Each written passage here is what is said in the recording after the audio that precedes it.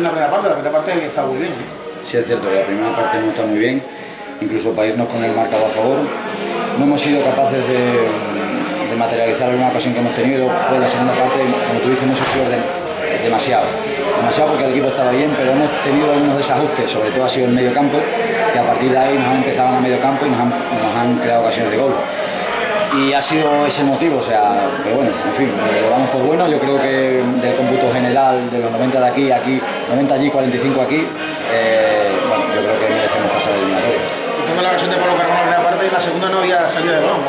No, hemos tenido, yo les he dicho a los jugadores que la primera parte estamos bien, con el balón funcionamos bien, la segunda parte nos ha faltado eso.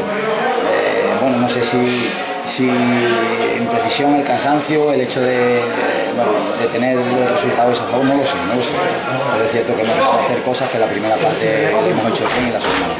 Ya la primera victoria es una criba, ¿no? A eso también el rival va a ser... Nunca se sabe, pero supongo que va a ser mejor. El Aro es un buen equipo. Sí, este es buen equipo, con buenos argumentos, y hemos eliminado un buen equipo. Bueno, ahora esperar el sorteo, a recuperar a la gente. Hemos tenido la desgracia de la lesión de Jorge Zafra también. Vamos a ver, sí, ha sido un pinchazo.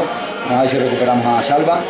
Sabino ya ha estado ahí, José Callado está ahí. Bueno, vamos a ver si, insisto, recuperamos bien a la gente para la eliminatoria siguiente, porque esta eliminatoria, que nadie piense que no van a regalar nada, que van a ser sufriendo si queremos llegar hasta el final.